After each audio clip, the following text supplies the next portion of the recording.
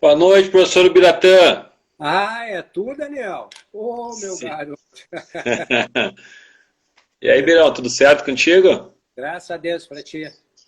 Maravilha. E esse friozinho? Já tô até com um blusãozinho de lãzinho já Não na sinto- entrebeira. Eu sou jovem, né, Daniel? Não sinto frio aqui, ó. Manga curta. Bom, Bira, já estamos recebendo os primeiros participantes da nossa live, né? Acaba de entrar aqui a Pati Valente, seja bem-vinda. A Natasha já está nos prestigiando. Que felicidade ter a Natasha conosco. Estamos recebendo agora o professor Cláudio, foi teu colega, acho unificado, né, Bira? Universitário. Universitário, né? Seja bem-vindo, professor Cláudio. Estamos recebendo também nosso aluno do Monteiro Lobato, o Eduardo Paim. O Birinha já está aqui para nos auxiliar nessa nossa empreitada de hoje. E o nosso aluno que entrou primeiro aí, o Tomás Macedo, né? Que está sempre nos prestigiando, foi nosso aluno do Monteiro Lobato e atualmente está morando em São Paulo, como eu já contei em outras lives, mas é sempre bom a gente recordar. Boa noite, Natasha, seja bem-vinda. Mais um prazer ter conosco. E aí, Bira, hoje acho que a gente está com um tema bem interessante, né, Bira? Pelo que eu observo, a gente está bem embasado sobre esse tema, né? Porque, além do estudo dentro dessa área, Bira, nós somos professores de adolescentes e temos filhos adolescentes também, né? Então acho que isso vai contribuir bastante. O que tu acha, Bira? Com certeza. Nada como viver essa prática, né? Na verdade, somos educadores no sentido de pai e professor, né? Então, não vamos fugir de repente, fazer algumas observações em cima daquilo que a gente está vivendo, né? Não só daquilo que a gente está lendo, mas que a gente está passando ao vivo e a cores também. Isso é bem bacana, é bem interessante, né? Nós estamos recebendo já o professor Jorge Elias, seja bem-vindo, professor Jorge. Sempre é uma satisfação receber o amigo aqui. O professor Jorge é um professor que tem uma experiência muito grande também com adolescentes, muito grande com adolescentes, né? Então ele também vai poder contribuir bastante com a gente. Estamos recebendo o Jackson Severo, boa noite, seja bem-vindo. A nossa coordenadora Viviane Truda, né? Nossa coordenadora do Monteiro, Fundamental 1. Viviane, seja bem-vinda, é um prazer tê-la conosco aqui. E recebemos, ao ver aqui, Bira, que me passou, a Andréia também, Qualifique. Seja bem-vinda, Andréia, prazer tê-la conosco, né? E todos que estão aqui nos prestigiando, né? Boa noite, Jackson, prazer em tê-lo conosco. Então, Bira, ontem, Bira, só para a gente ter um parâmetro, porque às vezes as pessoas assistem as lives de um dia para o outro, outro momento. Ontem eu tive a oportunidade de desenvolver uma live com a professora Sheila, da cidade de Turvo, do município de Turvo, em Santa Catarina, e a gente falou sobre o futsal na pré-adolescência, né? Ó, o Jacques está dizendo que foi aluno por praticamente 2 décadas do Bira. Meu Deus do céu! Lá no Rainha do... Então tá muito bem de professor nessas 2 décadas aí, né?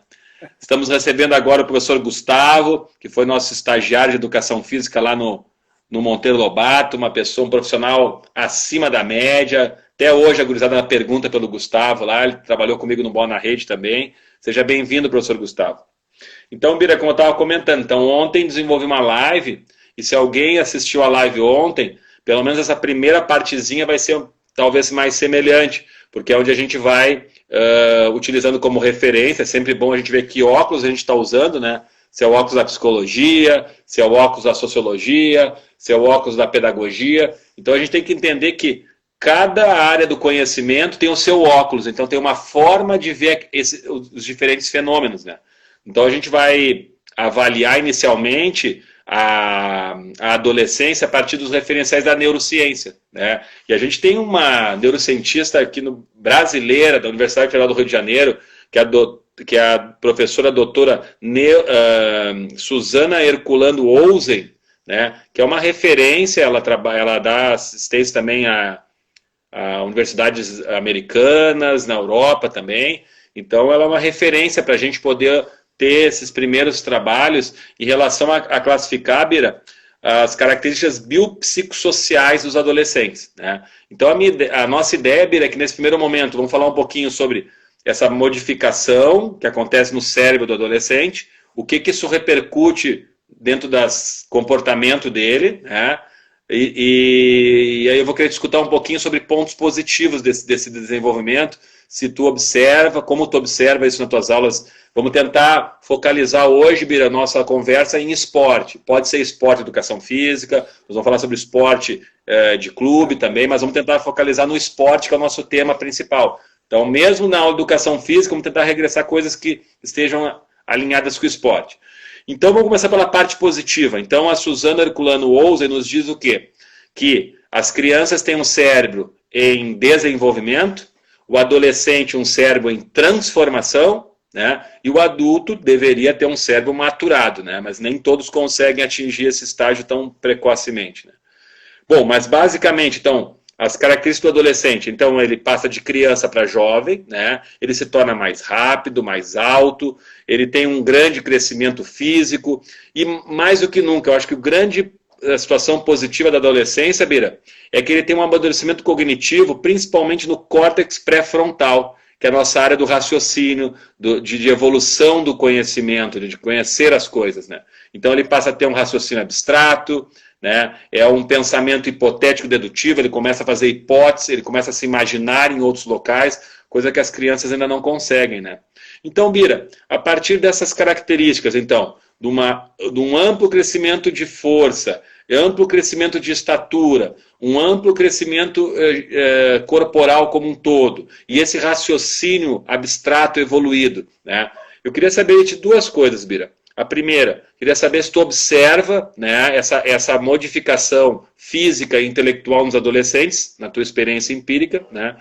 E se, como é que tu, sabendo desses fatores, como é que tu trabalha esses fatores de evolução de força, evolução física e cognitiva dentro das tuas aulas de esporte na educação física?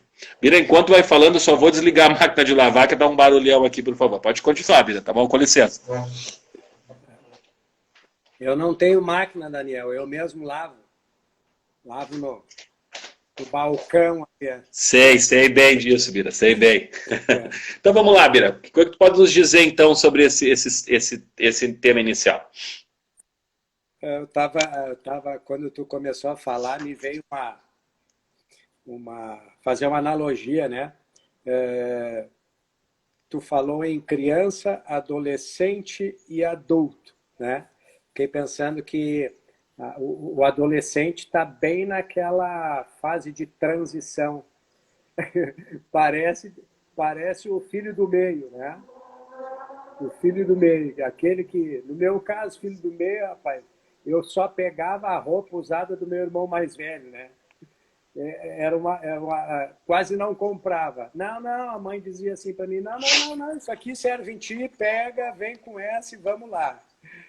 E uma pequena observação e que verdadeira, né? E muito interessante. Desculpe. Mas vamos direto então para aquilo que a gente pensa. Claro, Daniel, que eu observo, sim, sabe? Essas mudanças não tem como a gente não prestar atenção. E é tão interessante que como numa das escolas eu tenho assim essa sequência, quintos, sextos, sétimos e oitavos anos, né? Às vezes, por incrível que pareça, no recesso do meio do ano a gente observa algumas modificações, parece uma mentira, uma bobagem, mas não é. E nas férias, né, de final de ano, quando voltam, nossa senhora, o tom da voz, aquele espitar, né?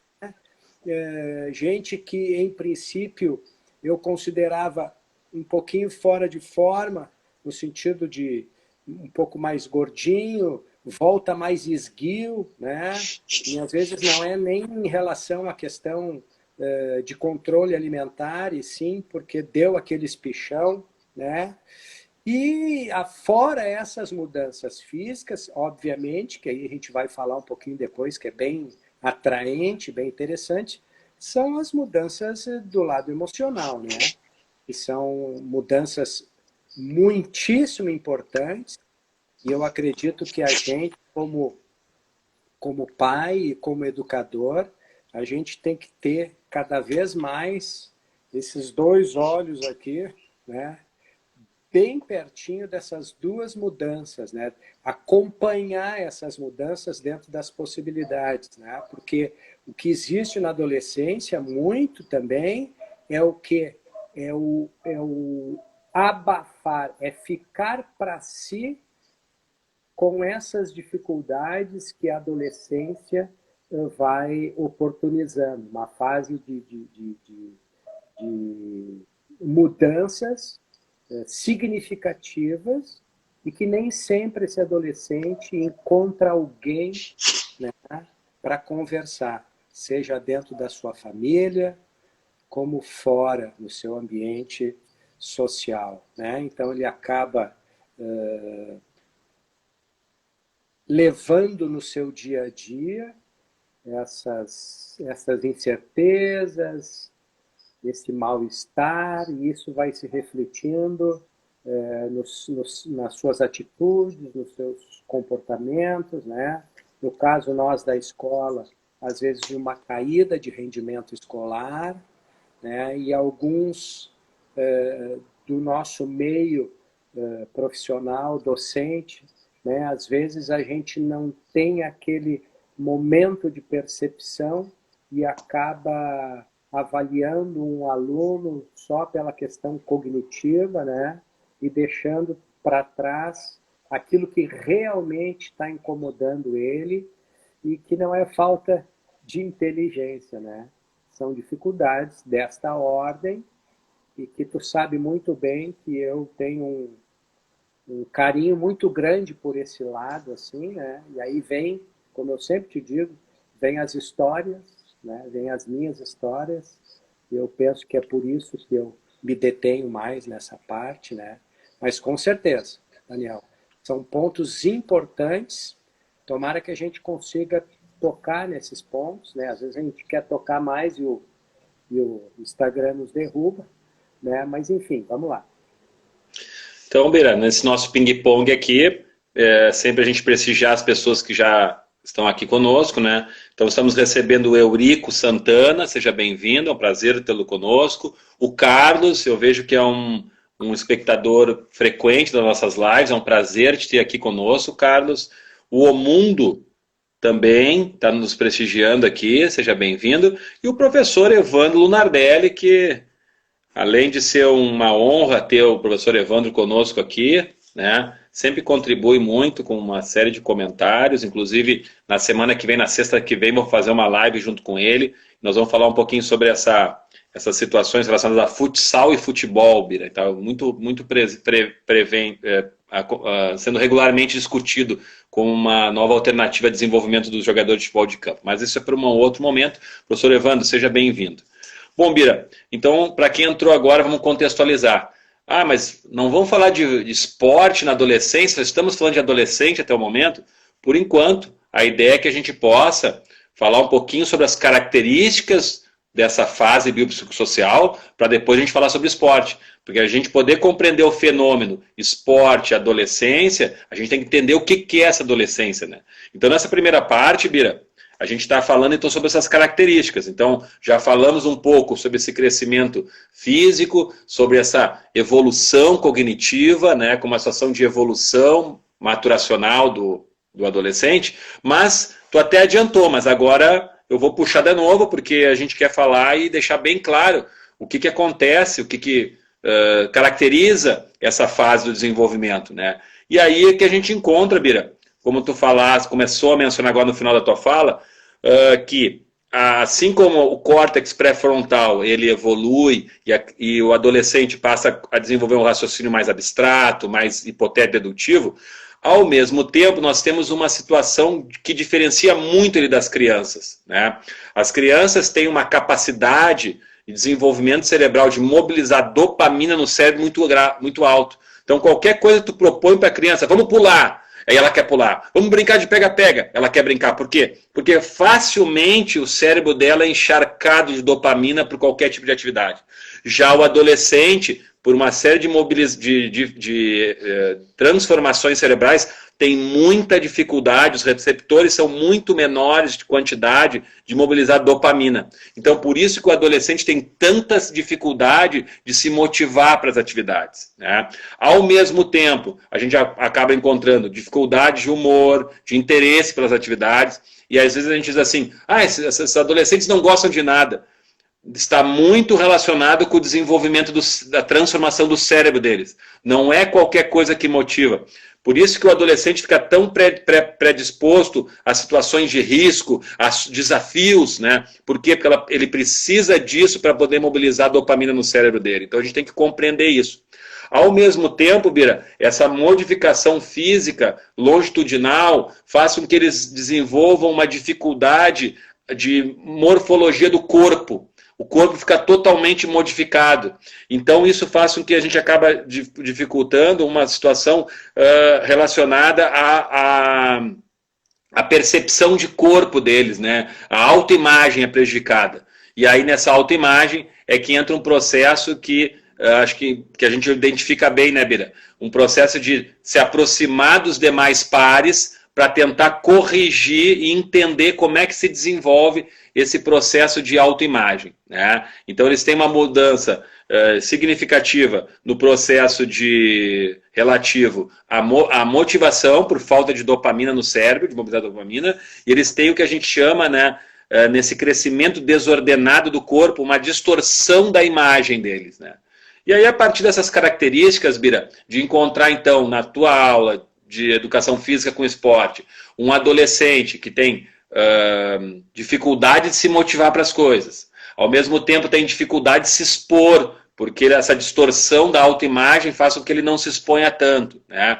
Então, em cima dessas características significativas, Bira, como tu consegue, né, e a gente já conversou sobre isso, não estamos pedindo fórmula de bolo, mas como tu consegue proceder, né, com esse jovem, esse adolescente que está na tua aula, que está desinteressado, não está com dificuldade de achar mobilização, está com dificuldade de se expor por um processo de distorção que não tem a ver com a vontade dele, mas tem muito a ver, sim, com o desenvolvimento cerebral dele, Bira. Como é que tu lida com isso, Bira? Pois é. Acredito assim, Daniel, que tem que ficar bem claro que as respostas a esse nosso bate-bola está única e exclusivamente ligado às minhas experiências, né, até então, porque eu sigo trabalhando, né? Então, não tem nenhuma colocação minha aqui que não seja em cima daquilo que é o meu dia a dia. Obviamente, poderá não fechar a minha colocação com aqueles que estão nos assistindo, que podem ter, né, o seu dia a dia de trabalho diferente, né, e ter experiências diferentes, e apenas a gente respeita. Mas eu acredito que eu lido, Daniel, com uma coisa, primeiramente com compreensão e respeito, né? Eu acredito que quando eu começo a observar alguma coisa que está fugindo daquela resposta espontânea em relação àquilo que eu estou propondo, né? A primeira coisa que eu faço é ter a minha calma, né? Passar por um período de algumas aulinhas de observação, sem tocar muito no assunto, para ver se aquilo passa ou não, e a partir daí eu vou para as minhas estratégias de me aproximar desse aluno, né, para ver de que forma eu posso ajudá-lo, né? Mas fica muito claro que eu compreendo e respeito, porque uma das coisas que me acompanha no meu trabalho é sempre fazer o exercício de me colocar no lugar do outro, né? E eu não gostaria que alguém viesse para mim, né, no sentido de ficar me expondo na frente dos demais por alguma coisa que eu estou sentindo. Então, é dessa mesma forma que eu ajo com todos os meus alunos, independente da idade. Como eu tenho idades de pontas, né? Assim como eu estou com os adolescentes, eu estou com educação infantil, né? A gente vai mudando só, mais a aproximação de vocabulário, né, e de atitudes nessa questão mais infantil ou mais para cima, né? Mas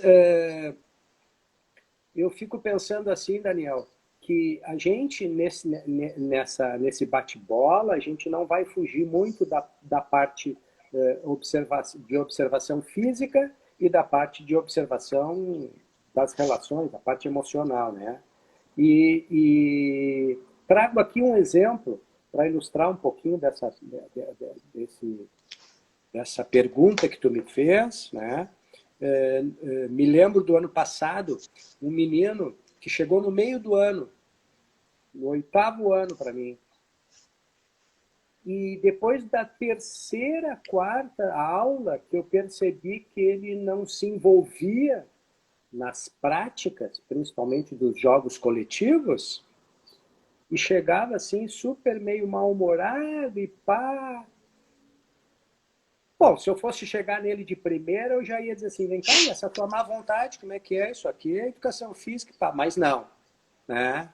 Eu pus em prática aquilo que eu gostaria que fizesse comigo também, né?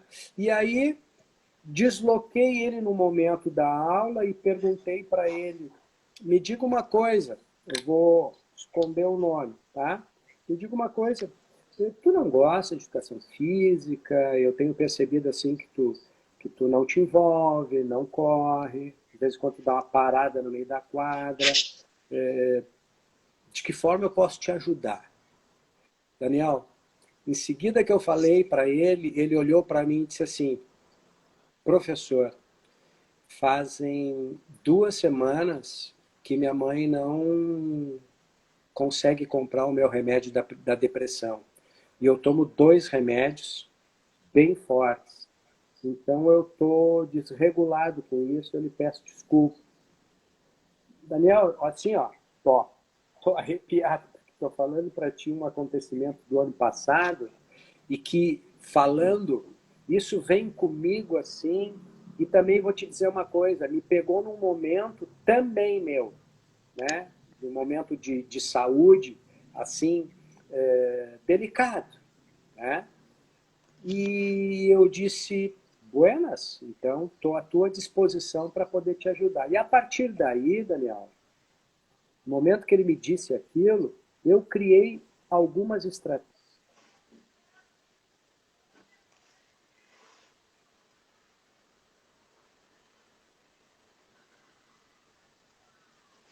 Bira, teu sinal trancou, Bira. Teu sinal, não estou te escutando, Bira. Teu sinal tá rodando a tua imagem. Não sei se não vai ter que sair e voltar novamente, Bira. Não sei se tu tá me escutando. Daniel, desculpa, é que entrou uma ligação para mim agora, eu não Ah, tá. sabia como Perfeito, tá? Bira, perfeito, Então, perfeito. Então voltando, tá, agora te escuto tá? bem. A partir daquele momento, eu me aproximei desse guri e ele de mim, porque ele se identificou com algumas coisas que eu contei para ele e que equilibrava com aquilo que ele estava me dizendo. Assim, a partir dali, até então, somos excelentes amigos. E a mãe e o pai vieram numa entrega de avaliação conversar comigo sobre ele e sobre os acontecimentos, e aí então abriram mais o campo para eu poder ajudar. E naquele momento, então, ele começou a dar uma resposta muito mais atraente, mais participativa. Mas para te dizer assim que os nossos olhos nessa profissão, eles têm que estar assim muito abertos e muito atentos, juntamente com os ouvidos, muito mais do que a boca, né? Para que a gente possa fazer assim com muita calma e com muita fidelidade, com muito carinho e com muito amor, aquilo que complementa o nosso trabalho, né? Porque o nosso trabalho não é só dar uma bola, ficar pitando um jogo, ensinar alguns exercícios, ensinar a prática de algum movimento corporal. Não, é um conjunto, né, de elementos para formar esse ser humano, além dele praticar uma educação física, o que ele pode ser mais do que isso, né? Então, são experiências assim que me marcam e vão me acompanhar assim para o resto da minha vida. Muito bem, Bira. Sempre aproveitando aquele momento ali para a gente poder prestigiar as pessoas que estão aqui nos acompanhando, estão nos auxiliando, né? Estamos recebendo a Rosaura Barros, a Carol, né? O professor André Pérez, né? Do DEICS, né? E até ele está falando nesse momento, que depoimento, Bira, sensacional. Isso é ser professor educador. Obrigado pela mensagem, André, hein? Aí estamos recebendo também a Elizabeth, o professor Marcelo Carvalho do Bola na Rede, que é um excepcional educador da escola lá de futebol do Monteiro Lobato, né, um grande estudioso também da área da pedagogia do futsal. Mas eu vou pegar um gancho para a gente poder, então, finalizar essa primeira parte, Bira, a respeito, então, das características do adolescente. Então, para quem entrou agora, esses primeiros 20 minutos, a gente não falou de esporte ainda na adolescência, a gente caracterizou as características, que redundância, né? Mas as características biopsicossociais do adolescente, para a gente poder entender esse adolescente e agora começar a falar de esporte na adolescência.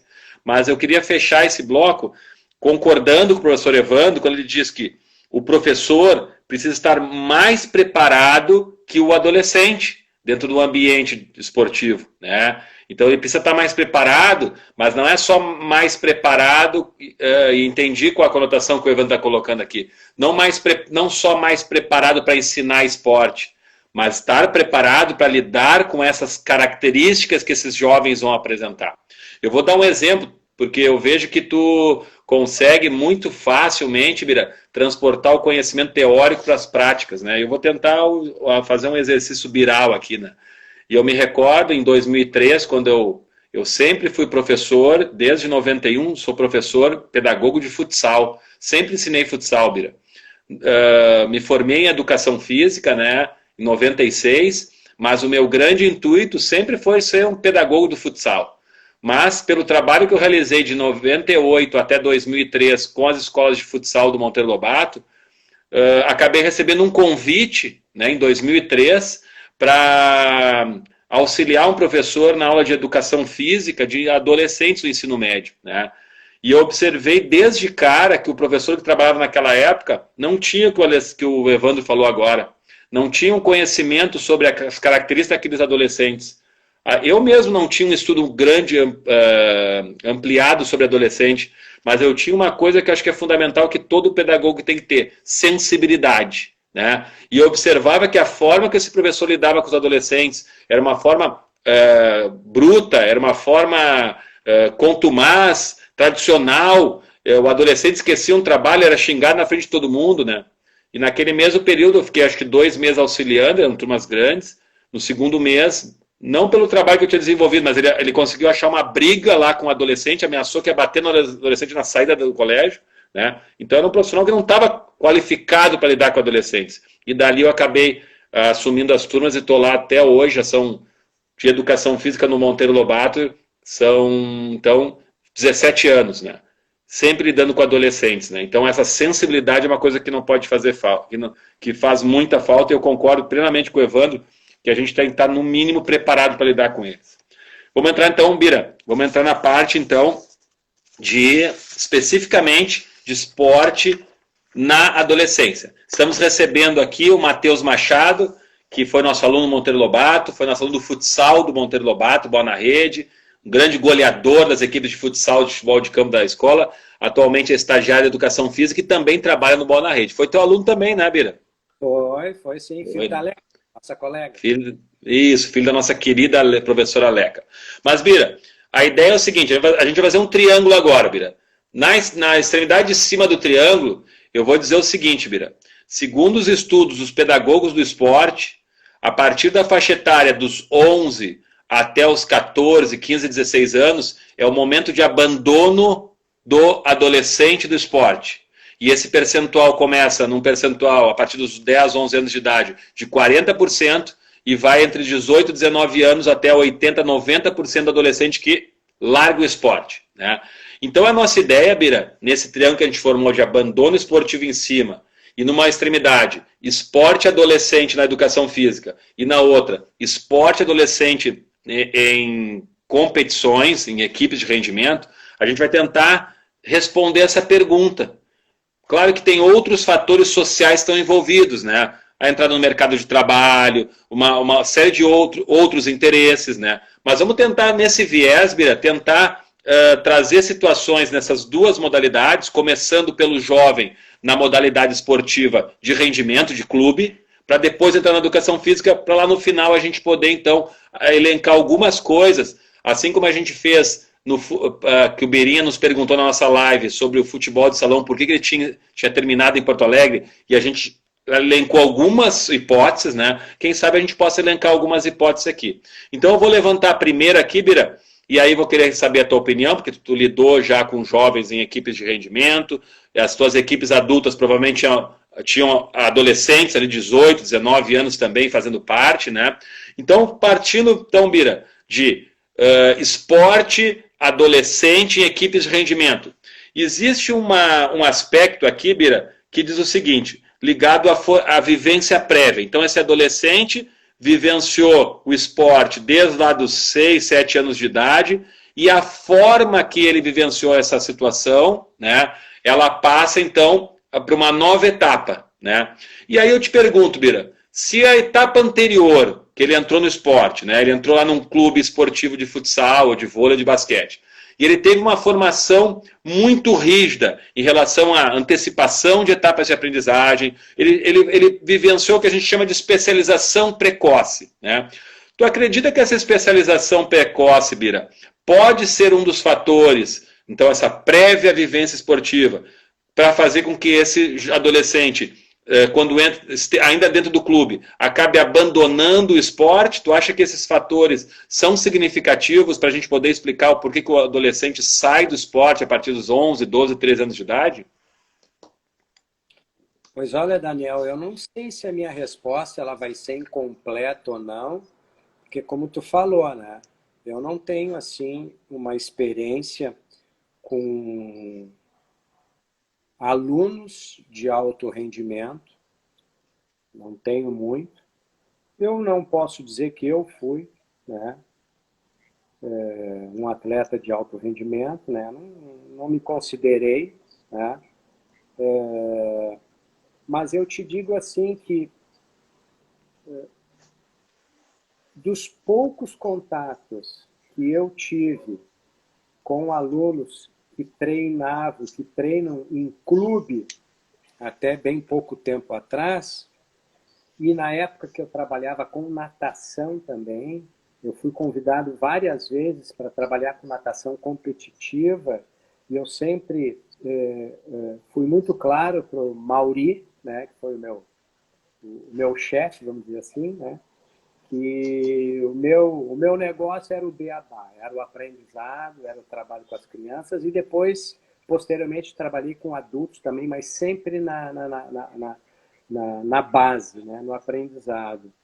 Então, assim, das lembranças que eu tenho, eu te digo que uma das coisas que sempre eu falei para os pais, e eu me lembro muito bem da questão da natação, era em relação à sobrecarga de trabalho em cima dessas crianças, ou seja, uma criança recebendo uma carga de trabalho de adolescente ou muitas vezes de adulto.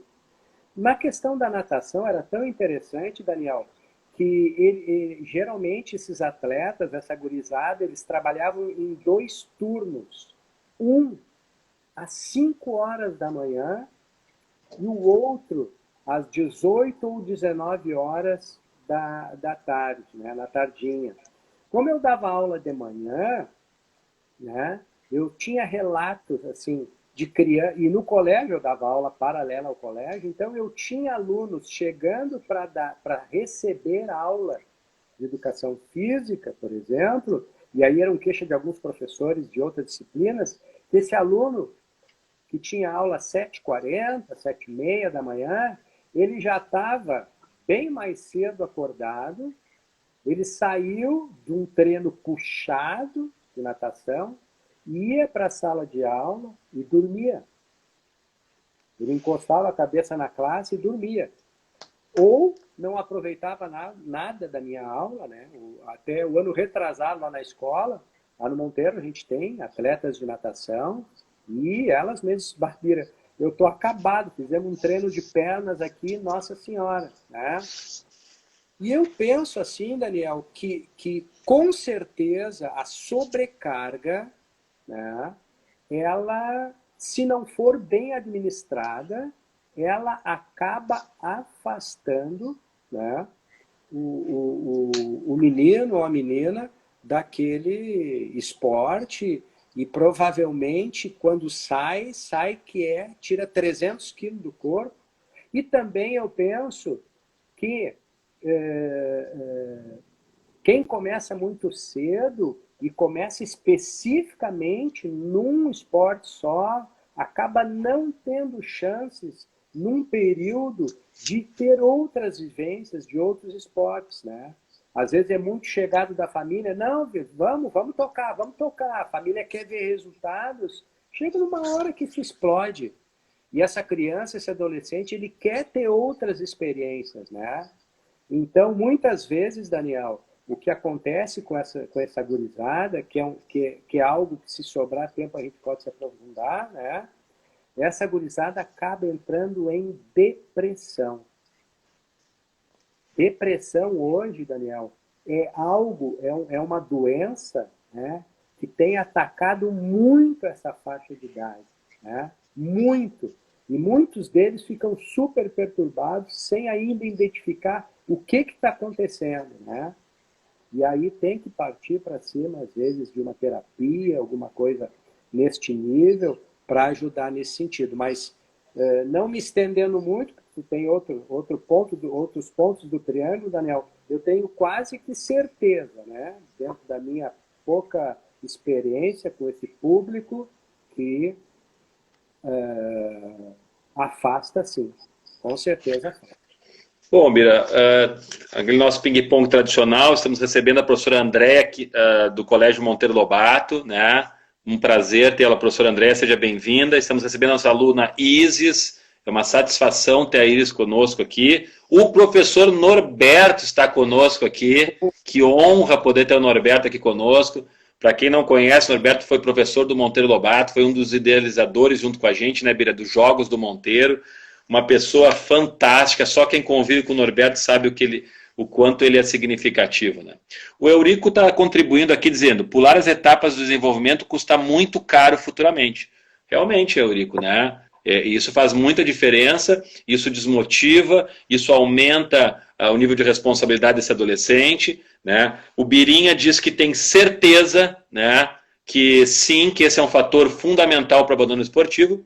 E aí, Bira, aquilo que a gente sempre faz aqui, né? A gente bate uma bolinha aqui na parte prática, mas a gente tem referenciais dos professores da Universidade de São Paulo, Machado e Bertolomeu, e os professores da Universidade norte-americana, doutores em Psicologia do Esporte, Smith e Small, que vão nesse encontro. Que esses são, sim, fatores determinantes, antecipações de etapa, como até o próprio Eurico coloca ali, são fatores, sim, que podem levar o adolescente a abandonar, porque está saturado de participar.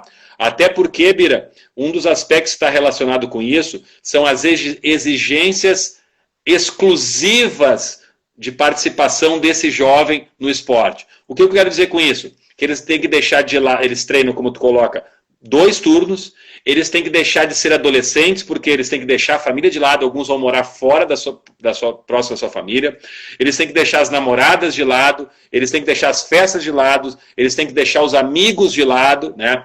E isso numa etapa onde a gente colocou anterior, por isso foi importante, né, Bira, a gente fazer aqueles 20 minutos iniciais para falar das etapas. Numa etapa em que eu tenho que me aproximar de pares, né? E não é só os meus companheiros de equipe, né? São as meninas, no caso, as meninas ou os meninos, né? Conviver com o sexo oposto. Nesse caso, são as relações sociais de festa, de conviver, de autoafirmação. No momento que eu preciso me autoafirmar como pessoa, regular o meu cérebro em relação às situações de dopamina, em relação à minha autoimagem, eu fico confinado, um nadador. Fica confinado com o seu treinador ali 8 horas por dia. Vai na aula ali 3, 4 horas, às vezes sai mais cedo, recebe aqueles atestados para o colégio, para não fazer educação física, para nem comparecer, só vem fazer as provas. Então, o adolescente que pratica esporte, que é aquela etapa onde ele está entre ser atleta ou não, é uma etapa muito difícil e acredito que não é só o atleta que tem que se adaptar ao esporte. O esporte precisa sim, a gente vai debater isso na quarta-feira, Bira, o esporte precisa aprender a se adaptar às características. Nós temos, e vamos falar isso na quarta-feira, a ginástica rítmica esportiva. O que se faz com essas criancinhas de 4, 5, 6, 7, 8 anos para se ter uma performance, uma competição é absurdo. Né? Então isso nós vamos debater na quarta-feira, mas eu gostaria já de levantar essa bola, Bira. A gente tem que fazer esporte, já vou te passar, Bira. Nós temos que fazer esporte pensando em como esse ser humano se encontra naquele momento, e não o ser humano se adaptar a esse esporte aí. É uma coisa que eu gostaria já desde agora adiantar, né, Bira? Por favor, Bira. Não, então, e só para complementar a minha fala e não perder isso que tu está falando, existe nesse processo todo uma saturação, né? E quando não há, às vezes, a saturação, pode haver um simples encerramento de um ciclo, né? E todo encerramento de um ciclo gera luto. Né? Então, esse luto, muitas vezes, o aluno não administra bem isso, né? Quer encerrar, não quer encerrar, quer encerrar. E aí começam as tristezas, começam as possibilidades de que se não for fazer isso, o que eu poderia fazer? Ou eu vou decepcionar meus pais? Enfim, olha a cabecinha. Se um adulto, né, às vezes, se embanana com tudo isso, então a gente fica imaginando o que é um adolescente quando ele começa a pensar numa eventual possibilidade de fechar essas portas, enfim, para tentar fazer uma outra atividade. Isso aí. Mas já deixei a bola picando para a quarta, né, Bira? Já tem aí o nosso assunto que não é da quarta-feira, né? Nós estamos recebendo aqui o professor Marcelo Lobato, que foi nosso professor do Bola na Rede, participou de vários nossos cursos de jogos cooperativos. Atualmente, se eu não me engano, ele mora em Gramado, Canela, sei que é na Serra. Seja bem-vindo, professor Marcelo, é uma grande satisfação tê-lo conosco. E estamos recebendo também a Ana Cristina. Eu não sei se a nossa Ana Cristina, lá, professora da Educação Infantil do Colégio Monteiro Lobato, ou não. Se é um prazer tê-la, se não é, também é um prazer igual, né? Seja bem-vinda, Ana Cristina. Vamos ver que o professor Norberto contribui conosco aqui, Bira. O fruto que amadurece antes do tempo natural perde o sabor orgânico. Maravilha. Esse é o professor Norberto, né? Esse é o Norberto. Esse é o Norberto. Ele consegue aliar uma coisa que é fundamental, né? Poesia e pedagogia. Por isso, nós somos dois fãs, né, do professor Norberto, não só como profissional, mas como pessoa. Mas, Bira, vamos passar um pouquinho agora, estamos chegando quase no final, então vamos falar, até porque a gente sempre quer deixar aquelas sugestões também de formas de estimular o que a gente está falando hoje. Então, eu deixei separado aqui para a gente falar no final, Bira, sobre as nossas sugestões pedagógicas de lidar no esporte dos adolescentes, né? Mas, Bira, falando de esporte na educação física ou na escola, né? Então, Bira, a gente observa que os adolescentes, na sua grande maioria, gostam muito de praticar esporte, né? Na educação física, no horário do recreio, estão sempre jogando, né? Eles gostam muito disso, né? Mas a gente tem um aspecto dentro desse processo, Bira, que é, muitas vezes, uma situação em que eles só querem praticar uma mesma modalidade, por exemplo, educação física, só querem jogar futebol, só querem lidar com as coisas que eles gostam, né, que mobiliza a dopamina do cérebro. Mas, Bira, ao mesmo tempo, a gente tem que levar em conta que a gente tem outras práticas corporais que a gente acredita que sejam bastante significativas para eles, né? Mas a gente também tem um adolescente que está em educação física ou no esporte escolar, que tem uma evolução cognitiva que não aceita qualquer coisa. E eu me recordo que tu me contou um tempo atrás, que tu teve uma experiência de trabalhar com adolescentes, e eu uso nas minhas aulas uma palavra que eu acho que eu gostaria que tu falasse um pouquinho mais, dentro do esporte escolar, né, e da educação física escolar, que tu chama de negociação.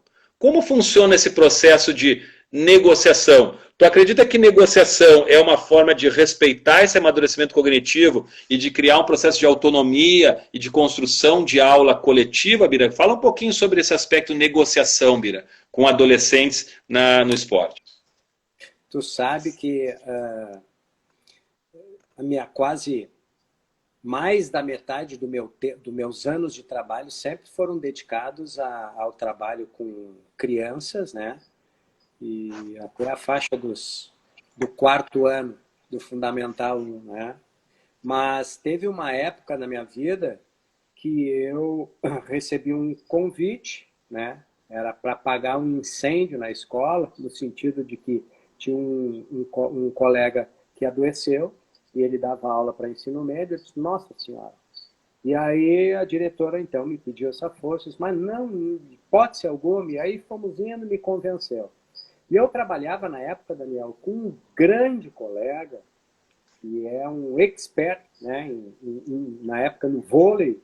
Eu até não sei se ele já se aposentou do total, que é o professor Batista, né? Eu comecei a trabalhar na educação física escolar a convite dele, né? Porque dei aula de natação para o filho dele, no Mauri. E aí foi a ele que eu recorri. Disse, Batista, aí, vou ter uma experiência com o ensino médio, que era o que ele mais trabalhava. Ele disse, Bira, vou te dar uma palavra-chave que é o sucesso para trabalhar com essa gurizada, né? Até porque é uma gurizada que marca na sua faixa assim, de adolescente como alta afirmação, é tudo com eles, deixa comigo, sabe como é que é? Se tu bater de frente com eles, tu não vai levar nada. Então, assim, ó, negociação. Tu negocia. Se tu puder, dentro de uma proposta, fazer o que tu tem de ideia e pegar um pouco da ideia deles e botar tudo no mesmo saco e dar aula, beleza. Mas assim, ó, escuta e aí tu entra para as negociações. E a partir daí, Daniel, eu quando fiz isso, né, obviamente que resbalei e fui indo e fui aprendendo. E hoje o que eu mais faço, até com as crianças, Bira, vamos fazer essa brincadeira, isso. Vamos sim. Mas primeiro vamos fazer isso. Depois aquilo. Então, e realmente, Daniel, é muito verdadeiro isso, né? Então, por exemplo, quando essa gurizada vem e quer só um esporte, eu respeito, mas como professor de educação física, nós temos muito claro que a gente não vive só futebol. Futebol é a cultura, né? Não vive só futebol. Nós, como profissionais, temos que trabalhar, no mínimo, os 4 esportes de quadra que tem ali. Por isso que eu já faço uma dinâmica dentro do ano letivo, que eles são obrigados a tocar nos 4 esportes divididos em trimestres, que eu tenho o meu esquema. Isso é uma coisa. A outra, Daniel, é que fica muito claro que todo mundo tem que aprender a fazer o que não gosta também, né? E a fazer com responsabilidade. Então, eu parto desse princípio, desse dado de realidade. Se tu gosta muitíssimo de futebol, tu tem que negociar comigo e tu tem que jogar os outros, porque tu também vai continuar jogando futebol. Agora, se tu quisesse jogar só futebol, aí nós vamos bater de frente, né? Então, a gente tem que fazer de tudo para não bater de frente. Então, durante um ano letivo, tu vai jogar sempre futebol, tu vai jogar sempre handball, tu vai jogar sempre voleibol, tu vai jogar sempre basquetebol. Dependendo do trimestre, a gente tem a predominância de um deles. Mas fica muito claro, e eu já falei na live anterior, que o meu contrato de trabalho, que é o primeiro dia de aula, com aquelas regras e aquelas leis, né, que eles ficam sabendo de que forma eu procedo. Isso é uma coisa. Agora, para fazer isto passar pelo corpo da gurizada, para que eles possam entrar nessa negociação e aceitar isso, Daniel, a gente também tem que fazer aquele... não sei se eu vou saber explicar, mas assim, tu tem que ter a estima pelo aluno, né? Tu tem que gostar daquilo ali, tu tem que querer estar ali dentro, tu tem que respeitar a opinião dele, mas tu, como educador, sabe o que é importante para ele ter no ano letivo, senão tu não estaria ali. Então eu digo para ti assim, tem coisas, Daniel, que são negociáveis, tem outras que não. Né? Então, eu sempre digo assim, olha, tem os que assim, hoje é futebol, né, Bira? Eu disse, não, hoje a gente, pô, Bira, aquele monte de desculpa. Olha, a combinação é essa, tu sabe, tu vem para minha aula sabendo disso. Agora, queres ficar bravo? Eu não vou ficar bravo contigo. Agora, queres ficar? Fica, vai perder teu tempo. Mas esse ficar bravo dele é um tempo fundamental para ele trabalhar dentro dele a frustração, que é importante para o nosso crescimento, né? Então, a negociação é show de bola. Bira, estamos recebendo aqui o Mano Boy, Angelone, acho que a Angelone foi uma pessoa que participou, inclusive, na live de ontem com a professora Sheila. Estamos recebendo também aqui, com muita honra, o professor Alan Castro, do Rio de Janeiro, que foi nosso colega na licença 1 da Confederação Brasileira de Futsal. Estamos recebendo o professor Rogério Delagnese, o Pulga, né? É uma honra receber o professor Pulga aqui, uma pessoa um profissional que eu aprendi demais. Se eu não me engano, o Pulga acho que tinha 3 faculdades, era administração, educação física, psicologia, um profissional acima da média em todos os sentidos, como pessoa, como profissional. Mas a gente está indo para a parte final. O Birinha fez uma pergunta ali sobre a vaidade feminina, né? Eu tive a oportunidade de trabalhar com equipes de competição de voleibol feminino, né? E observo, Birinha, pelo menos na minha experiência, uma situação em que as meninas, elas têm sim essas situações de vaidade, disputa entre elas, mas uma coisa que precisa um pouco mais para trabalhar com as adolescentes no esporte é o diálogo. É mais espaços de tempo de conversas antes do treino, depois do treino. Elas precisam de uma necessidade muito significativa de falar, de serem escutadas, de serem valorizadas. E na experiência que eu tive em lidar com isso, isso funcionou muito bem. A gente tinha algumas disputas entre elas, algumas rivalidades, porque as meninas em alguns momentos são diferentes dos meninos, né?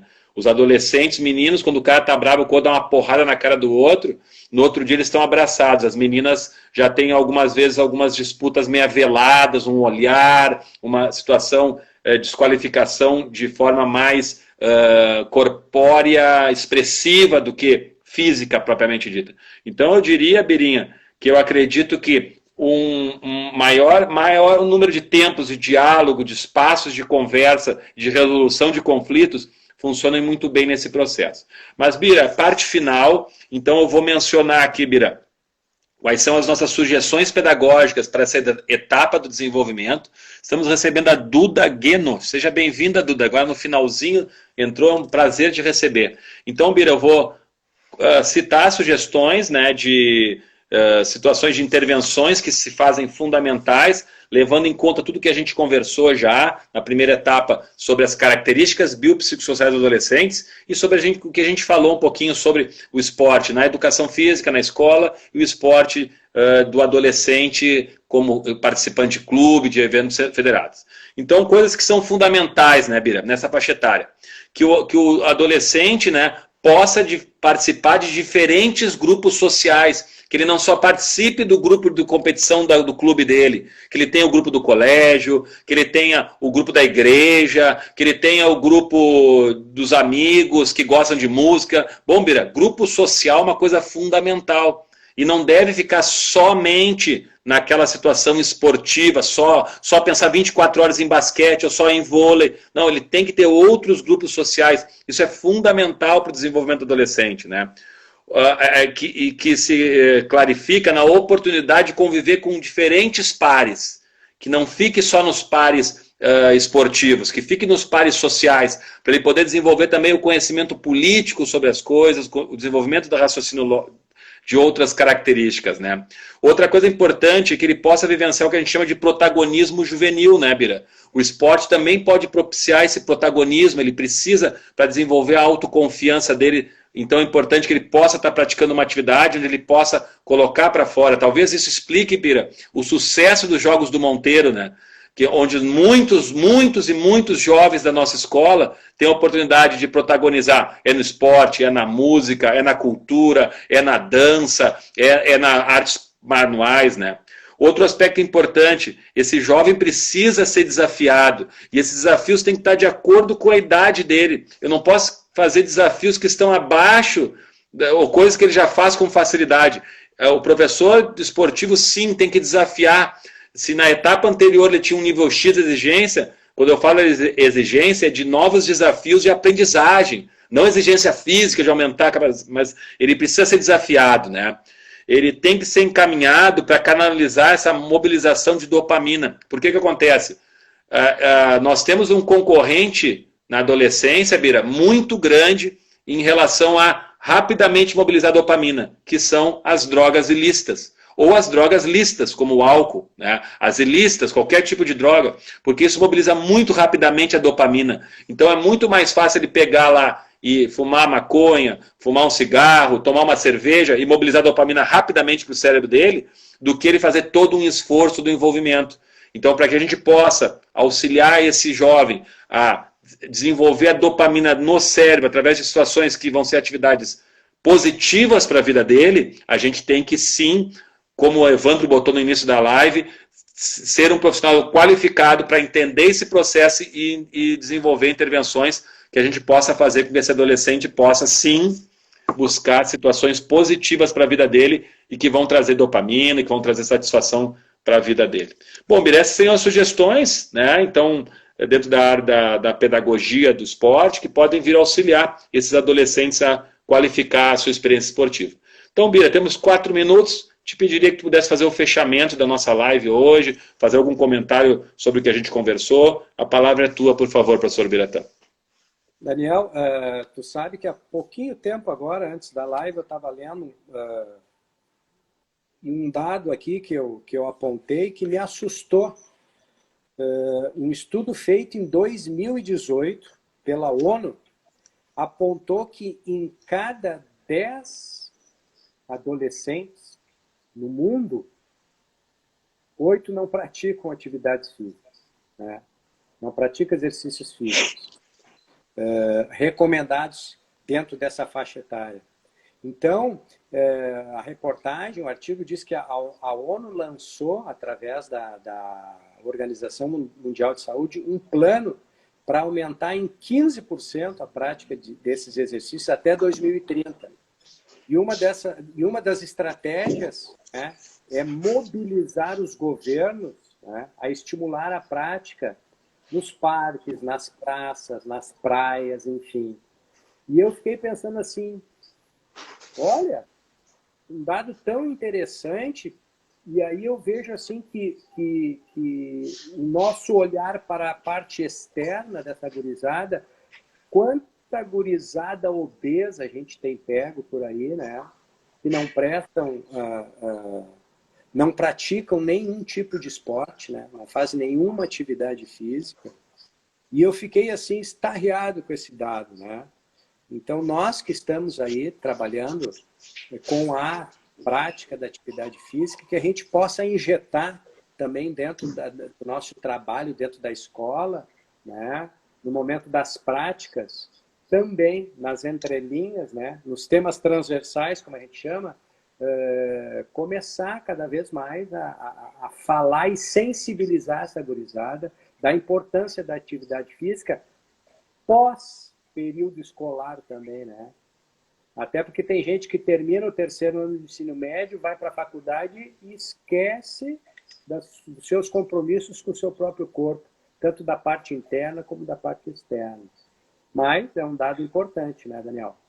E fica aqui o nosso agradecimento, né, mais uma vez, a esse público que tem nos assistido e tem nos prestigiado, a ti, meu colega, né, que é o carro-chefe dos temas aí, né, das nossas lives, um agradecimento e um tema cada vez mais significativo do que o outro, né? E nos aprontando para quarta-feira que vem. É isso? É isso, Pera. Tá bom? Então, um grande abraço para todos. Então, na quarta-feira vamos falar um pouquinho, então, se essa situação, se é a criança que se adapta ao esporte ou o esporte tem que se adaptar à criança. Acho que vai ser um tema bem legal para a gente poder discutir, Bira. Bira, grande abraço, um beijo no teu coração e quarta-feira nos falamos, tá bem? Um abraço, turma. Tudo de bom, pessoal, e até a próxima. Valeu, gente. Muito obrigado pela presença.